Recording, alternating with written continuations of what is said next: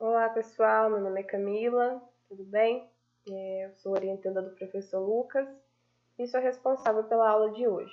Então a nossa aula é sobre genética quantitativa. Para dar início eu vou compartilhar aqui o PowerPoint com vocês.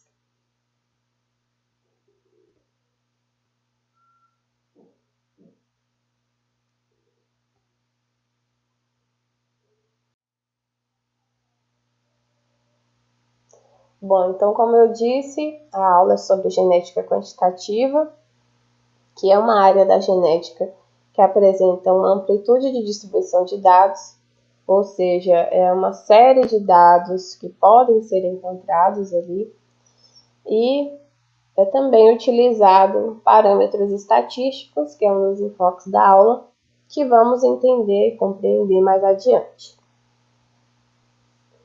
Bom, os genes influenciam uma série de características, como suscetibilidade à doença, tamanho do corpo, aspectos comportamentais, e essa influência ela fica cada vez mais clara à medida que observamos as semelhanças, principalmente ali entre as famílias, né?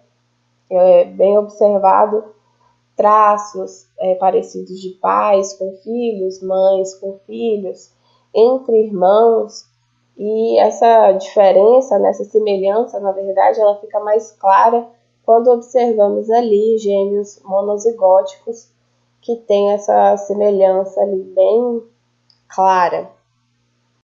Outro exemplo da influência genética são as características presentes no mundo da agropecuária, uma vez que ocorrem modelamentos ali no intuito de formar características desejáveis do produtor.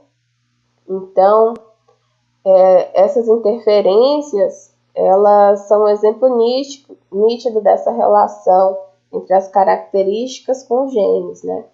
Então, exemplos são maior teor de proteína ali no alimento, menor gordura corporal, maior produtividade.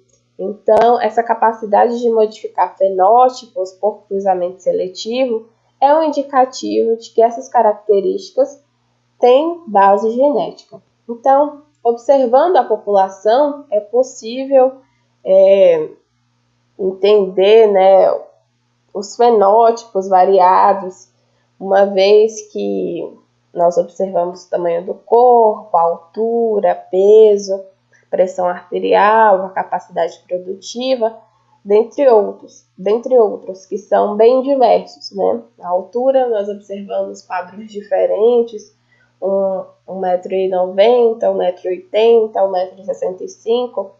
O peso também apresenta uma ampla variação, e essas variações elas podem ser quantificadas através das medidas da característica. Então, um dos exemplos, né, claros seria recolher ali espigas de uma plantação e fazer a contagem de cada uma.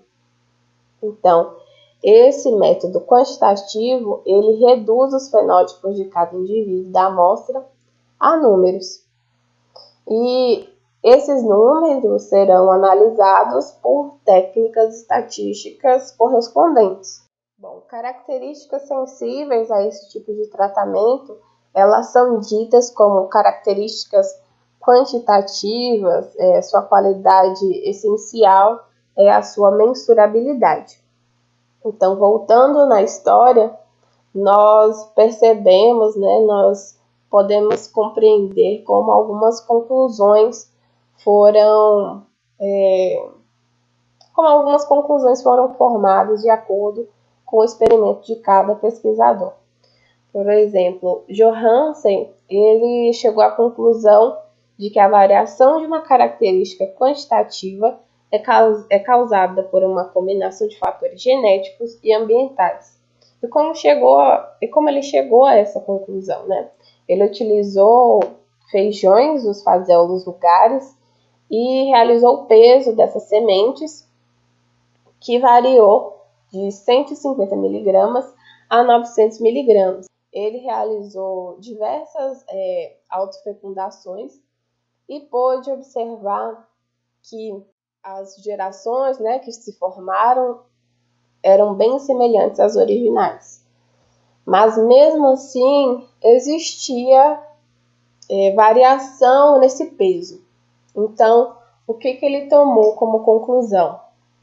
De que existia sim, além do fator genético, o fator ambiental que interferia nesse peso ali das sementes. Já o pesquisador Hermann Henle, ele chegou à conclusão de que não existia apenas um gene que estava interferindo ali nas características, mas mais de um gene. Então, o experimento que ele fez foi utilizando grãos de trigo branco e grãos de trigo com vermelho intenso. Né? O F1, né, a primeira geração que se teve desse cruzamento, foi observado grãos de trigo com vermelho intermediário. Então, esse gráfico mostra que ele chegou à conclusão que existiam 3 genes ali envolvidos nessa coloração, uma vez que foi observado padrões diferentes, né, de coloração entre o branco, como mostrado aqui na figura, até o vermelho intenso. Então, ele disse que para cada alelo para cada gene, existiam 2 alelos. Para os grãos de trigos brancos, esses alelos seriam Azinho, Azinho, Bzinho, Bzinho e Czinho, Czinho. Já os grãos com vermelho escuro, né, com a intensidade mais escura do vermelho, seria os genes Azão, Azão, Bzão, Bzão e Czão, Czão. Então, o F1, né, desse cruzamento, foi encontrado ali em vermelho intermediário, se formou o Azão, Azinho, Bzão, Bzinho e Czão, Czão.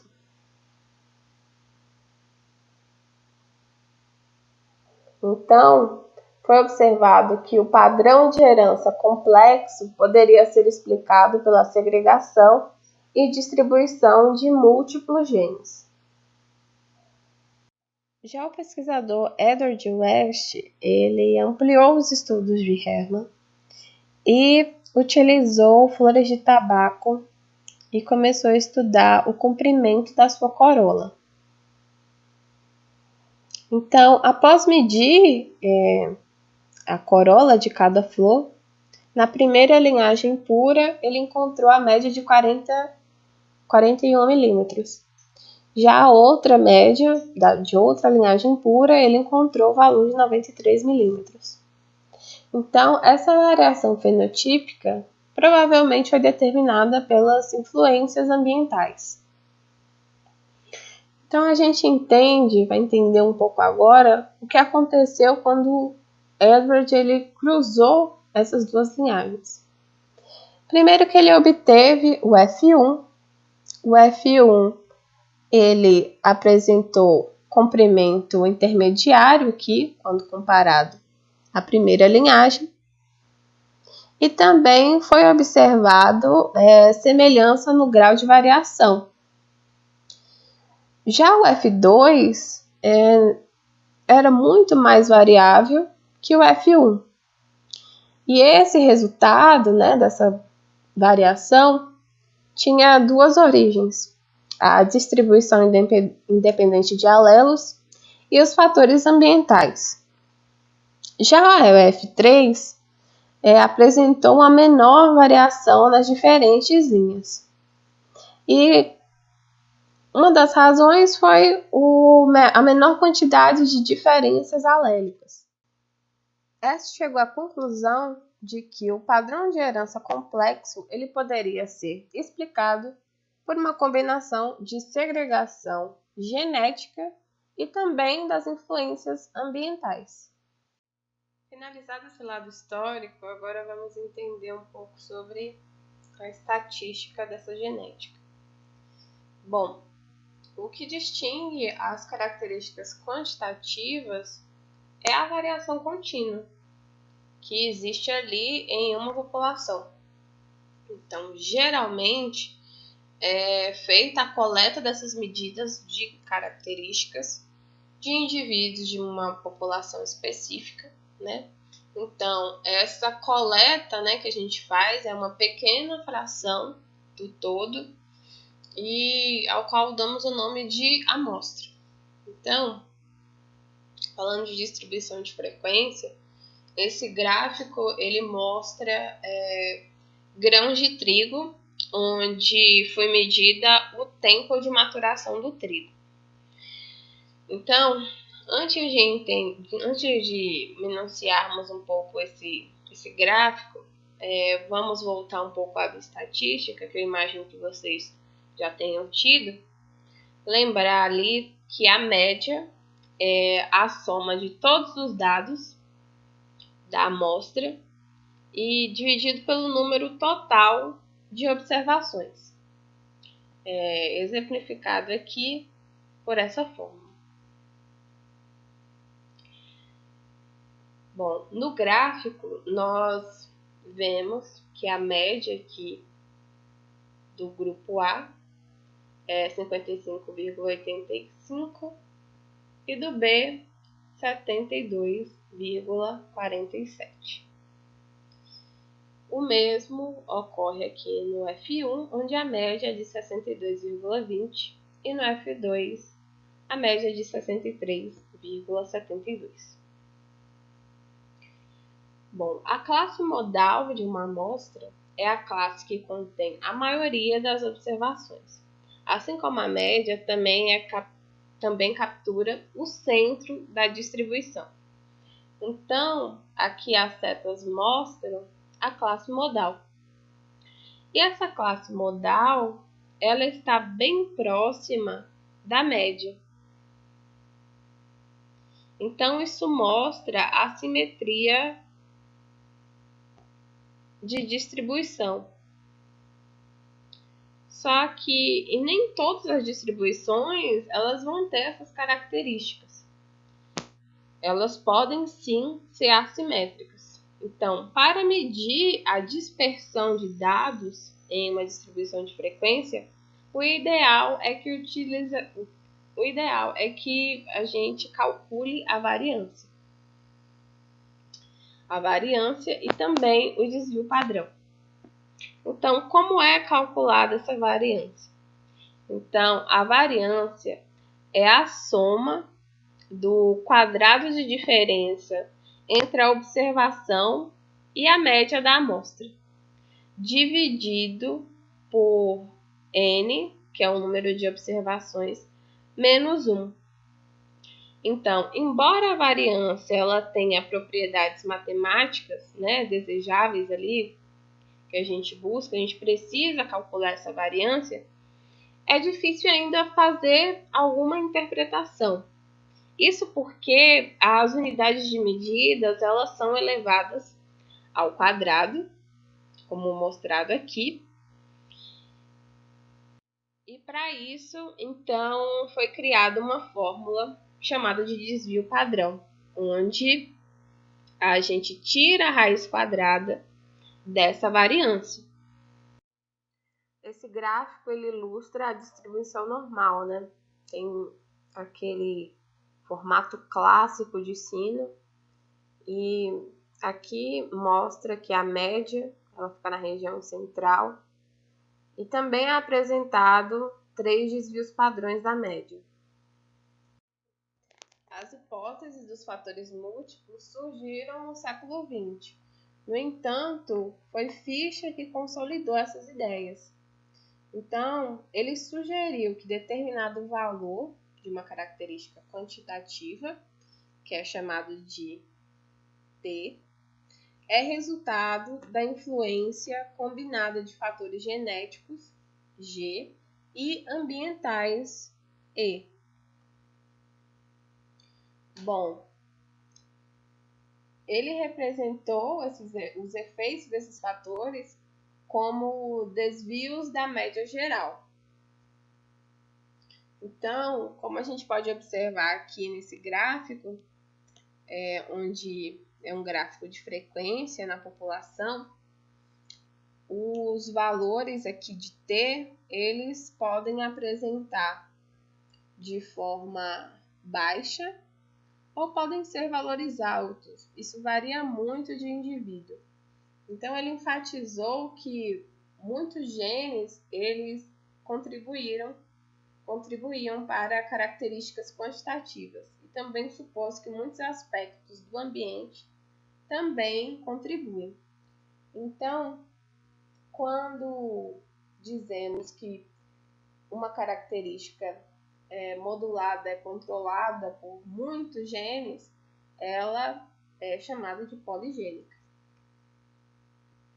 Então, para medir a variabilidade da característica, concentrou-se na estatística o que chamamos de variância. Então, foi descoberto como medir a variância geral da característica em duas variâncias constituintes.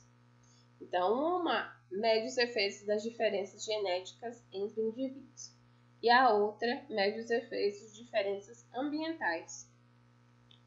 E isso, foi gerada aí uma fórmula, onde VT, que é a variância de uma característica quantitativa, é igual à soma de uma variância genética, que é o VG, e uma variância ambiental, que é o VE. Então, esse gráfico, ele mostra, e eu reforço mais uma vez, falando das médias, onde as médias aqui no grupo A e grupo B são de 55,85 dias e de 72,47 dias. Então, na geração F2, mostrada aqui a variância da geração F2, foi a maturação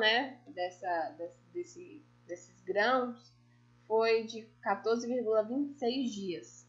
Então, esse é o valor de T, de VT, no caso. Agora, nós queremos saber o valor de VG e de VE. Então, para descobrir isso, nós fazemos um cálculo.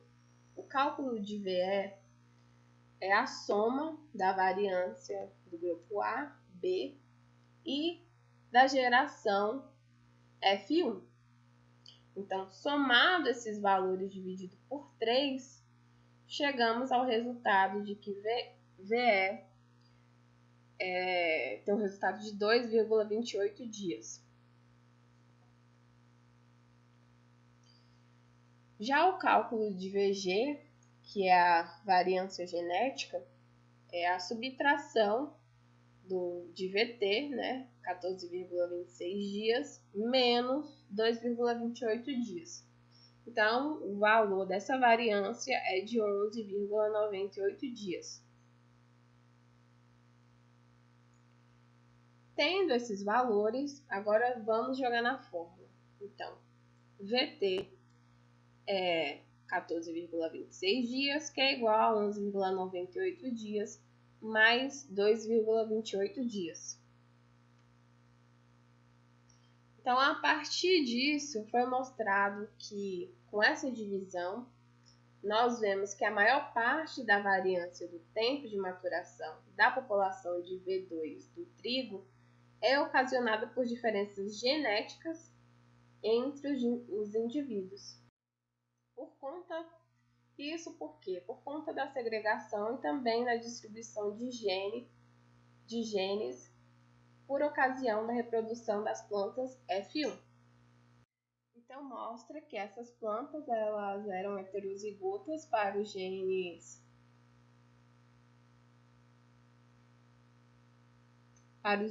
diferentes na população parental, uma vez que elas se reproduziram e a segregação e a distribuição produziram uma série de genótipos. Então, foi aconteceu, né, foi gerado 3 genótipos diferentes para cada gene heterozigoto. Falando agora sobre herdabilidade em sentido amplo, né, primeiro que esse símbolo H ao quadrado, ele simboliza essa herdabilidade, né? Quando se faz o cálculo, geralmente é usado H ao quadrado. Então, esses dados, né, calculados são a partir das variâncias.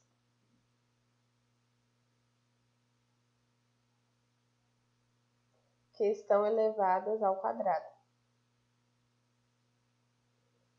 Então, nós observamos aqui que H ao quadrado é igual a VG dividido por VT, que é igual a VG dividido por VG mais VE, entre parênteses. Então, por isso, a herdabilidade em sentido amplo, ela resume as contribuições relativas de fatores genéticos e também as ambientais para variabilidade observada em uma população. Então, isso varia entre 0 e 1. Né? O resultado ele pode variar entre 0 e 1. Quando se aproxima de 0, pequena parte da variabilidade observada na população é atribuível à diferença genética entre os indivíduos. Quando se aproxima de 1, a maior parte da variabilidade observada é atribuível a diferenças genéticas. Bom, é importante observar que os dados estatísticos, nesse caso o dado estatístico, ele é específico para a população. Então, voltando, né, nos cálculos que já relatamos, VT é igual a VG, que é igual a VE. Então, vamos relembrar aqui os dados de cada um. VT é igual a 14,26 dias, VG é igual a 18,98 dias e VE é igual a 2,28 dias. Então, aplicado aqui a fórmula, né, esses dados, mais uma vez, relembrando, foi retirado aqui do gráfico, que são relacionados aos grãos de trigo e o seu tempo de maturação. Então, aqui entra o cálculo da herdabilidade. E qual o cálculo da herdabilidade? É H ao quadrado igual a VG dividido por VT. Então, dividindo esses valores, chegamos ao resultado de 0,84. E o que esse resultado nos traz como resposta? Então, esse resultado mostra que nessa população, 84% da variabilidade observada no tempo de maturação do trigo se deve a diferenças genéticas entre os indivíduos, uma vez que ele está bem próximo do valor 1. Já a herdabilidade em sentido restrito, lembrando que aqui a gente ainda não sabe quais são essas diferenças, mas sabemos que se deve a diferenças genéticas. Já na herdabilidade em sentido restrito, né, a capacidade de previsão em genética quantitativa depende do grau da variação genética causada por efeitos de alelos individuais. Então, temos um exemplo aqui com relação ao tipo sanguíneo. Nós observamos que esse dado em específico, né, tem interferência apenas genética, né? Praticamente nenhum fator ambiental ele influencia ali nesse dado. Então, quando um casal do mesmo tipo sanguíneo tem um filho, né, fica um pouco difícil saber, né, supor qual o seu tipo sanguíneo. Uma vez que essa criança pode ser Izão, Azão, Izão, Azão, ou Izão, Azão e Izinho. Ou também pode ser do tipo O, Izinho, Izinho. A nossa única certeza é que essa criança não é do tipo B, nem do tipo AB. Bom, a capacidade de prever um fenótipo da prole é melhor nas situações em que os genótipos não são confundidos. Por quem? Pela dominância. Um exemplo disso são flores de uma mesma espécie que apresentam variadas cores. Então, o cruzamento de duas flores vermelhas vão produzir flores vermelhas. O cruzamento de duas flores brancas vão produzir flores brancas. Já o cruzamento de uma flor vermelha com uma flor branca, né, vai se ter aqui uma cor intermediária, um vermelho intermediário, puxado até para o rosado. Bom, e a única certeza que ocorre no cruzamento de heterozigotos, né, nessa questão aqui, onde F1 ele se autofecunda, onde ocorre a autofecundação dessa geração F1, é de que vamos ter uma geração, no caso uma geração F2, com diferentes padrões de colorações. Então, isso se deve à segregação mendeliana. Os geneticistas, eles distinguem a variância genética causada por alelos com ação aditiva, que é a ação aqui exemplificada pelas flores, e da variância causada pela dominância, e também a variância epistática.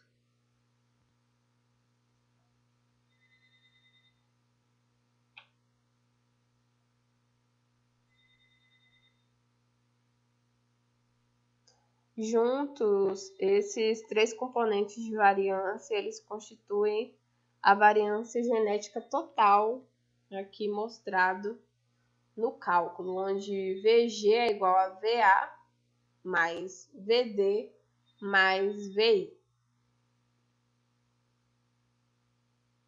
Então, relembrando um pouco a fórmula, onde VT é igual a VG mais VE, VT é igual a VA mais VD mais VI mais VE.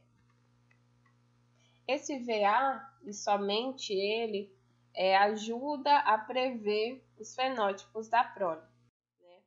Uma vez que, como no exemplo das flores, flores vermelhas com flores rosa, com flores brancas, naquela geração F1, obtemos as flores vermelho intermediários. Então, essa variância, como a fração da variância fenotípica total, ela é denominada herdabilidade em sentido restrito. Um outro cálculo que realiza, né, que é onde a gente sabe esse resultado da herdabilidade, é mais uma vez o H ao quadrado igual a VA dividido por VT. E aqui mostrado na tabela, nós temos diferenças características na primeira coluna e temos as estimativas de herdabilidade em sentido restrito na segunda coluna. Então, observe que temos a estatura em seres humanos, produção de leite em gado leiteiro, tamanho dos filhos de porcos, produção de ovos por aves, comprimentos de caudas em camundongos, também tamanho do corpo em drosófila.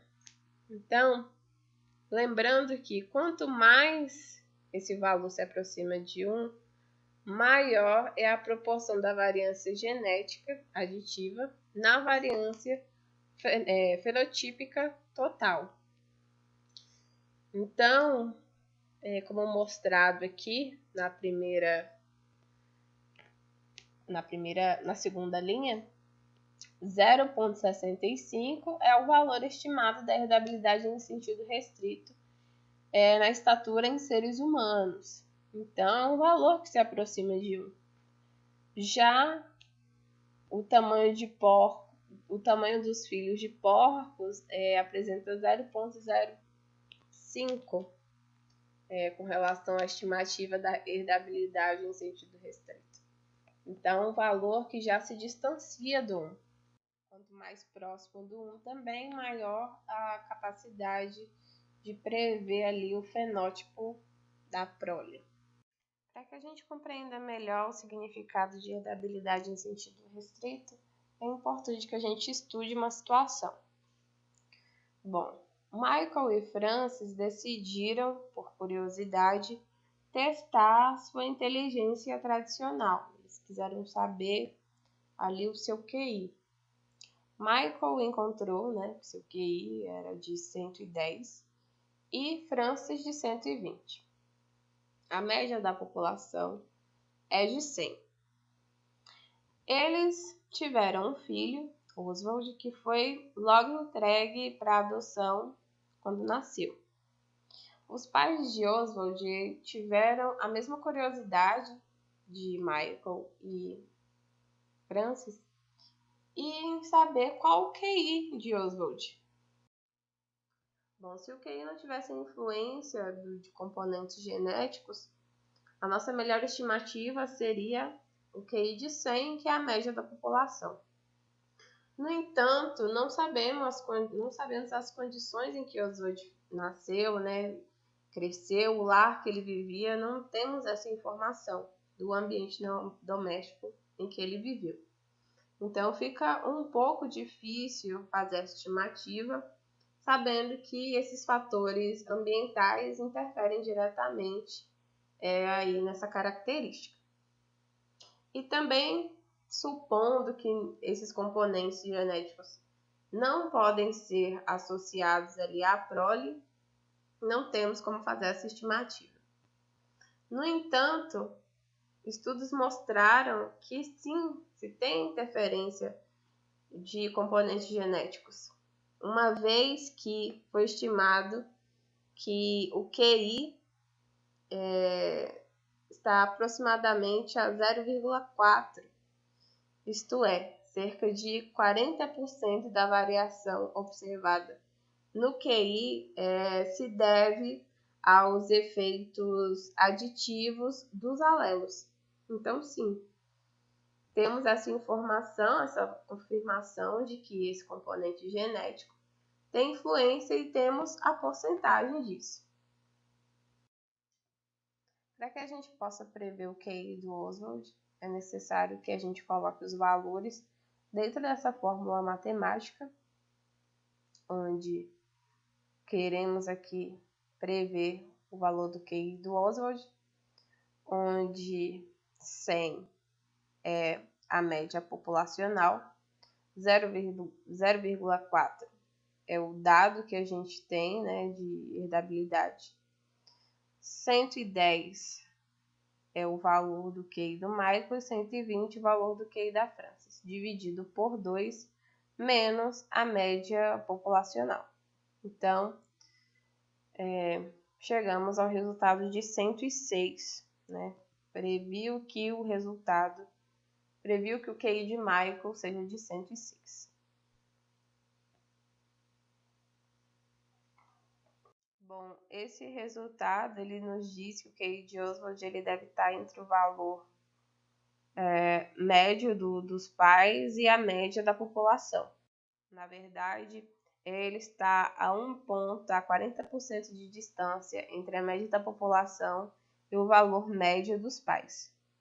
Então, se o valor da herdabilidade fosse maior, o valor previsto do QI seria mais próximo do valor médio dos pais. Quanto mais próximo de 1 for o valor da herdabilidade, a característica ela é perfeitamente hereditária. Ou seja, se encontrarmos 1, a característica é perfeitamente hereditária. Saber o valor da herdabilidade é extremamente importante, porque isso informa a proximidade entre a prole e a média dos pais. Lembrando que o QI que calculamos é só uma previsão, ele não é uma certeza. Além de prever o fenótipo da prole, a herdabilidade em sentido restrito, ela tem outra utilidade, que é prever o desfecho de um programa de cruzamento seletivo de uma população. Essa figura, ela mostra aqui a distribuição de dados, né, da população de pais e também da prole, né, uma distribuição de frequência, onde mostra que a média aqui é de 20 unidades. No entanto, foram escolhidos indivíduos com média de 30 unidades.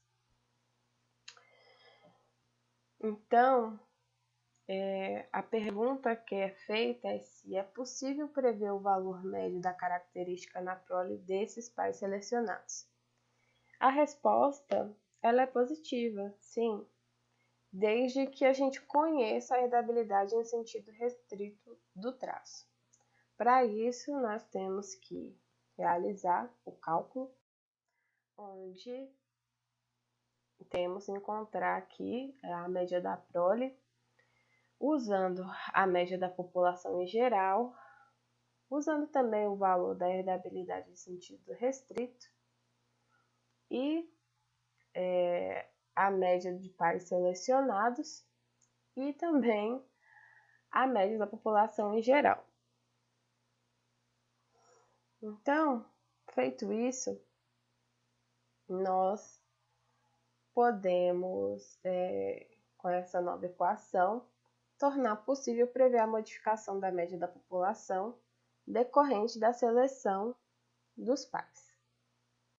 É uma prática bem comum no melhoramento de vegetais e animais e é responsável em grande parte pelas linhagens altamente produtivas de espécies vegetais e animais que são empregadas atualmente na agropecuária. Né? Essa figura ela ilustra um pouco disso e vai nos ajudar a entender esse outro cálculo, onde esse cálculo ele mostra com mais clareza como a seleção modifica a média de uma característica quantitativa em uma população. Então, esse termo em colchete à direita, ele é conhecido como diferencial de seleção. É a diferença entre a média dos pais e da média da população da qual eles foram selecionados. O primeiro colchete, ele nos informa a resposta à seleção, uma vez que é calculada aqui a diferença entre a média da prole e a média de toda a população na geração anterior. Assim, a resposta à seleção mede a variação da média das características em uma geração. Isso pode ser simplificado, onde podemos indicar que a resposta à seleção por R é a diferenciação de seleção por S. Então, para isso, nós temos aqui os valores da média, né, da população total, a média dos indivíduos selecionados, esse 0,3 aqui, que é o valor da herdabilidade, esse S, que foi calculado aqui de acordo com essa formulazinha, onde média da população dos pais selecionados menos a média da população da qual eles foram selecionados. E esse valor foi de 10, né? Chegamos ao valor 10. Então, o valor de S é igual a 10. Já de R, também foi feito aqui, nós podemos observar que h ao quadrado, né, a herdabilidade é 0,03 vezes o valor que a gente encontrou aqui de S, vezes 10. Então, obtemos o valor de 3, R igual a 3. A média da prole será calculado a média de toda a população mais R, que é igual a 23. E quando a herdabilidade em sentido restrito não é revelada ali no enunciado, então a gente calcula essa herdabilidade. Então, como é que a gente faz isso? Bom, o exemplo traz que a média geral da população é de 100 e a média dos pais selecionados é de 120, tendo a prole a média de 104. Então, a fórmula para que a gente encontre essa herdabilidade é R dividido por S igual a herdabilidade em sentido restrito. Então, nesse exemplo, R é igual a 104, onde vamos fazer aqui uma subtração, ou seja, menos a média da população, que é 100, e isso vai nos dar um valor que é R igual a 4. Já S vai ser a média dos pais selecionados, ou seja, 120, menos a média da população. Então, nós encontramos aqui que S é igual a 20. Bom, então, R dividido por S, ou seja, 4 dividido por 20 é igual a 0,2. Nesse caso, encontramos, então, a herdabilidade em sentido restrito, que é igual a 0,2. Bom, agora falando sobre correlação entre parentes, grande parte, né, da análise genética clássica requer comparações entre parentes. Então, é muito comum comparação entre pais e filhos, entre irmãos e meio-irmãos e assim por diante. Um procedimento habitual é acompanhar uma característica específica ao longo de uma série de cruzamentos ou rastreá-la em um conjunto de heterogramas. Então, pela análise, é possível distinguir se as características têm ou não uma base genética. Bom, se a resposta for afirmativa, outros estudos podem possibilitar o pesquisador, né, identificar o gene ou os genes implicados ali, localizar esses genes nos cromossomos, né, e também analisá-los a nível molecular. Bom, então as características complexas, né, onde se implicam muitos genes, são influenciadas, obviamente, por um grupo de fatores ambientais. Bom, essa correlação entre parentes é um bom caminho, uma vez que a gente pode trazer muitas informações úteis sobre essa variação genética. Bom, os parentes, eles apresentam fenótipos semelhantes, ali de uma característica quantitativa, como por exemplo, a altura, né? Nós vamos agora avaliar um exemplo sobre a altura dos gêmeos. Bom, esse gráfico, ele mostra que a altura de um membro, né, de cada par é assinalada no eixo horizontal, ou seja, no eixo X, e a altura do outro gêmeo é assinalada no eixo vertical, ou seja, no eixo Y. Então, esse gráfico, ele mostra aqui que os gêmeos monozigóticos, eles apresentam estaturas semelhantes. Geralmente, quando um gêmeo é baixo, o outro também é baixo. Quando um gêmeo é mais alto, o outro também é mais alto. Então, a essas semelhanças, nós damos o nome de correlação positiva. Então, na fórmula, o x barra e o y barra são as médias das amostras dos gêmeos. Bom, o n é o número de pares de gêmeos.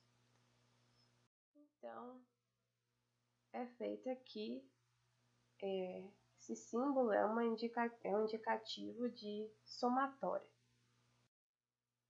do índice de todos os pares de gêmeos. Então, essa fórmula ela oferece ao pesquisador uma média pareada como a altura de gêmeos no gráfico, né? Já que a gente observou aí que se tem semelhança na estatura de gêmeos. Chegou-se à conclusão que o coeficiente de correlação dos dados dos gêmeos é de 0,84, que é muito próximo a 1. Então, isso indica que é uma correlação positiva ótima, já que quanto mais próximo do 1, ou o 1, ou sendo o resultado 1, é uma correlação positiva perfeita. Então, esses gêmeos monozigóticos, eles apresentam forte correlação positiva em relação à sua altura. O R ele pode variar de -1 a 1, né? Onde o -1 indica a correlação negativa perfeita entre x e y, e o 1 positivo indica a correlação positiva perfeita, como eu havia dito.